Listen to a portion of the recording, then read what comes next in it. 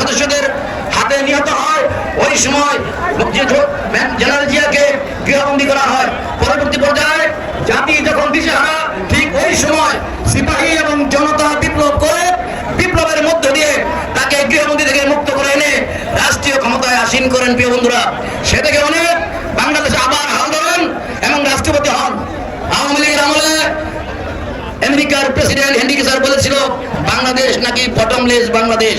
শহীদ রাষ্ট্রপতি জিয়াউর রহমান মাত্র 3 বছরে এই বটমলেস বাংলাদেশকে খাদ্যে স্বয়ংসম্পূর্ণ, অর্থনীতিতে স্বয়ংসম্পূর্ণ করেছিল।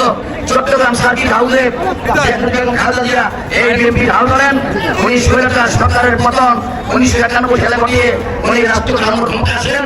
3 বারের সাবেক প্রধানমন্ত্রী আমাদের বর্তমান নেতা জনতা তারেক রহমান, উনি যে 31 দফা ঘোষণা করেছেন, আগামী দিন এই 31 দফার মাধ্যমে উনি রাষ্ট্র পরিচালনা করবেন।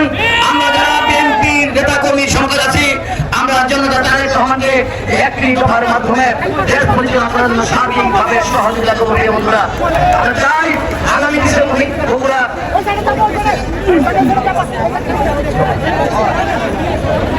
বগুড়া 6 আসন থেকে উনি নির্বাচন করবেন। আমাদের নেত্রী 3 আসন থেকে নির্বাচন করবেন, 3টি আসন থেকে। আমরা চাই একটি দিনাজপুর, একটি বগুড়া, একটি নোয়াখালী, ফেনী, এই 2 জন 4টি আসন নির্বাচন করবেন জিয়া পরিষদ, জিয়া পরিবার থেকে। ওনারা বিপুল ভোটে জয়ী হবেন এবং আগামী দিন আমাদের প্রিয় নেতা জনতা তারেক রহমান বাংলাদেশের নতুন এবং নবীন প্রধানমন্ত্রী হবেন। প্রিয় বন্ধুরা, আমরা চাই তার জন্য কাজ করে আমরা বিএনপির ভাবমূর্তিকে আলোচনা করবো।